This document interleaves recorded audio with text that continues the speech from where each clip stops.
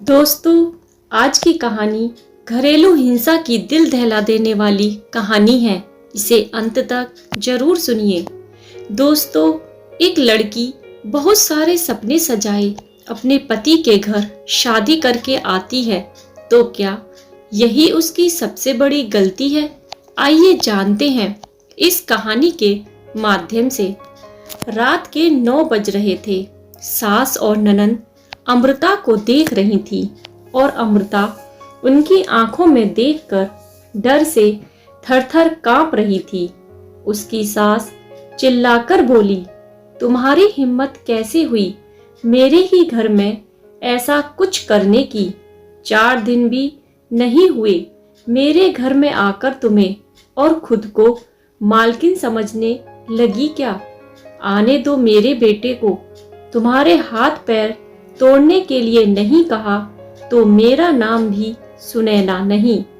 आज क्या हुआ क्या पता। सास जितनी निर्दयी थी उतना ही निर्दयी अपने बेटे को भी कर दिया था।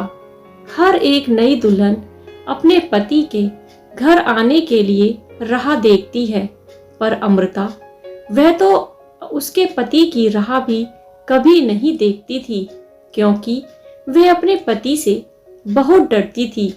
मन ही मन में भगवान का जाप जप रही थी कि उसका पति आज घर पर आए ही नहीं, पर जब तक उसका पति घर पर ना आ जाए तब तक उसे उसकी सास खाना खाने नहीं देती। इतनी निर्दयी उसकी सास ने रसोई घर को ताला लगा रखा था। ऐसा क्या हुआ था कि सुनैना अमृता को इस प्रकार का दुख दे रही थी, और अमृता के पति मतलब अजय का ऐसा क्यों स्वभाव था कि नई दुल्हन होकर भी वह अपने पति की राह नहीं देखती थी। अमृता की शादी आज से 5 महीने पहले हुई थी। अमृता के माँ बाप नहीं थे। 12वीं की पढ़ाई होते ही उसके चाचा चाची ने उसकी शादी करवा दी। अमृता की जिम्मेदारी से उसके चाचा चाची मुक्त हो गए। उसकी चाची ने उसकी शादी के बाद के त्योहार और कोई भी रस्म नहीं निभाई। उसे 4 दिन के लिए मायके में त्योहार मनाने के लिए भी नहीं बुलाया। उसकी शादी करके जिम्मेदारी से मुक्त हो गए बस। अमृता के ससुराल में उसकी सास सुनैना, पति अजय और ननंद मोनिका, जिसकी शादी पक्की करके सगाई कर दी थी। छोटा सा परिवार था। सुखी और शांतिपूर्ण गृहस्थी का सपना लेकर अमृता इस घर में आई थी, पर सपना तो सपना ही होता है। हर समय सपना सच होना कम मुमकिन होता है। उसका भी सुखी गृहस्थी का सपना तो सपना ही रह गया। अमृता की उम्र 18 की पूर्ण हो गई थी और अजय 30 का था। दोनों के बीच में 12 साल का अंतर था। सास सुनैना ने अमृता के लिए 10 नियम बनाए थे।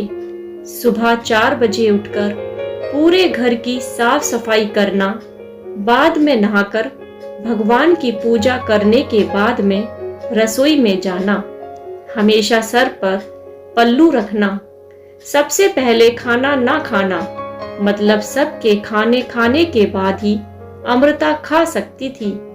ऐसे और भी कितने नियम कायदे सुनैना ने अमृता के लिए बनाए थे। अमृता को यह नियम पालन करने ही पड़ते थे, पर अभी उम्र ही क्या थी उसकी। उस वक्त उसके हाथ से अगर भूल हो भी जाती तो उसका पति या उसकी ननंद या फिर उसकी सास उसे सजा देते ही देते थे। उसे मारने की भी कोई कमी नहीं रखते थे। उससे 5 साल बड़ी ननंद मोनिका उस पर हाथ उठाने के लिए आगे पीछे भी नहीं सोचती थी। शादी को 10-12 दिन हुए थे। हर रोज अजय 8 बजे तक आ जाता था, पर उस दिन 10 बज गए थे, तब भी अजय नहीं आया था। अमृता को बहुत जोर की भूख लगी थी। उसने खुद के लिए थाली बनाई और रसोई में खाने के लिए बैठ गई। अभी पहला ही निवाला मुंह में डाल रही थी कि तभी उसकी सास ने देख लिया। उस पर उसकी सास बहुत ज्यादा चिल्लाई।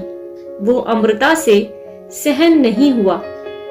तभी अमृता बोली, वह अभी तक नहीं आए हैं। मुझे बहुत भूख लगी थी, इसलिए खाना खाने के लिए बैठी। सास कुछ बोलने वाली थी, तभी मोनिका आगे आई और अमृता को चांटा मार दिया। तुम्हारी हिम्मत कैसे हुई मेरी माँ के सामने बोलने की? तुम्हारे घर में तुम्हें खाना नहीं मिलता था क्या?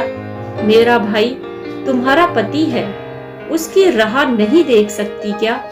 अरे औरतें अपने पति के लिए क्या क्या नहीं करती हैं। उतने में सास बोली, रहने दे मोनिका, क्यों इसको संस्कार सिखा रही हो?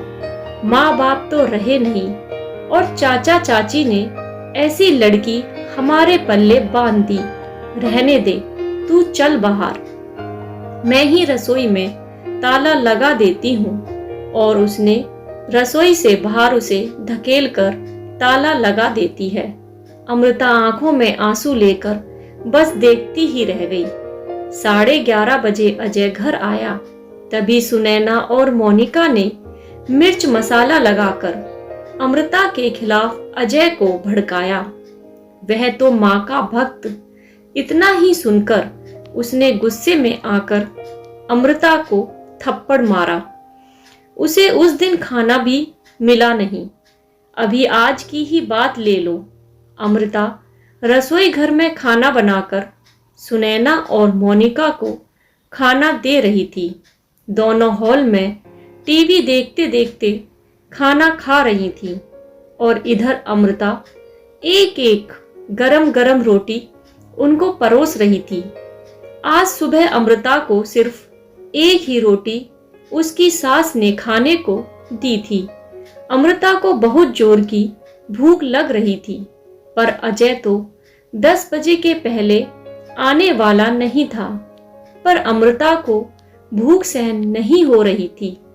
सास और मोनिका का खाना खाने के पहले रसोई घर को ताला लगाने से पहले अमृता ने जल्दी से रोटी अपने पल्लू में बांधकर रख ली।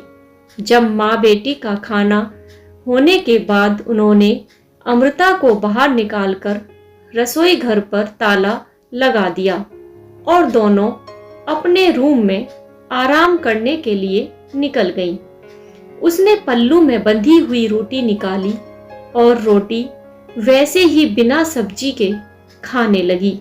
रोटी खाते खाते उसकी आंखों से आंसू बह रहे थे। उसका स्वाभिमान इस बात के लिए रजामंदी नहीं दे रहा था, लेकिन क्या करे, यह भी उसे समझ नहीं आ रहा था। ठीक उसी समय सुनैना कोई काम के लिए उधर आई और उसने अमृता को रोटी खाते हुए देख लिया। बस फिर क्या था, तमाशा चालू हो गया और उस वजह से अमृता भगवान से प्रार्थना कर रही थी कि अजय घर पर आए ही नहीं। क्या पता आज वो क्या करेगा। शादी के बाद इनके ही सामने खाना खाया था, तब भी थप्पड़ मारा था, पर आज तो रोटी चुराकर मैं खा रही थी। थोड़ी देर बाद अजय घर पर आया तो अमृता का दिल जोर जोर से धड़कने लगा। डर के मारे पसीने से भीग गई। कुछ ही मिनटों के बाद अचानक से अजय का जोर से आवाज आया, अमृता जल्दी बाहर आओ। अमृता डरकर थर-थर कांपते हुए बाहर आई। देखा तो सास अभी भी शेर की तरह उसकी तरफ देखकर गुर्रा रही थी। मोनिका भी मन ही मन में मुस्कुराकर देख रही थी और अजय, उसकी आंखें खून के जैसे गुस्से से लाल हो गई थी। जैसे ही अमृता अजय के सामने आई, उसने उसके बालों को पकड़कर जोर से धकेल दिया। आह! अमृता बहुत जोर से चिल्लाई। तेरी इतनी हिम्मत हुई कि तू अपने ही घर में चोरी करती है? रुक, तुझे तो मैं अभी दिखाता हूं। बोलते बोलते अजय ने अपने कमर का बेल्ट निकाला और अमृता को मारने लगा। अमृता जोर जोर से रोते हुए, दर्द से चिल्लाते हुए उससे माफी मांग रही थी, पर उसके पति को और घर में रहने वाली 2 औरतों को उस पर दया नहीं आई। अमृता को सहन नहीं हो रहा था। तभी उसने अजय को धक्का दिया और घर के बाहर भागने लगी। तभी अरे पकड़ो, वह बाहर कहाँ चली? सुनैना ने अजय को बोली। तभी अजय बोला, जाने दो माँ, भागकर कहाँ जाएगी? कहाँ उसे पालने के लिए उसके मायके वाले हैं जो उसे संभाल लेंगे। आएगी वापस घूम के यहीं पर, जाने दो उसे। पहले मुझे खाना परोसो, मुझे बहुत। अजय का बोलना सुनकर सुनैना ने अजय को खाना दिया और आज भी सभी खाने के लिए बैठे, पर अमृता की याद किसी को भी नहीं आई। बाद में थोड़ी देर बाद अमृता घर में आई। उसे देखकर तीनों राक्षस जैसे हंसते हंसते उसके सामने खड़े हुए। आ गई क्या वापस महारानी? क्या हुआ, मायके वालों ने घर में नहीं लिया? सुनैना ने उसे टोंट मारा। तभी अजय उसे बोला, जब तक तुम मेरे पैरों पर अपनी नाक नहीं रगड़ती तब तक मैं तुम्हें घर के अंदर आने नहीं दूंगा।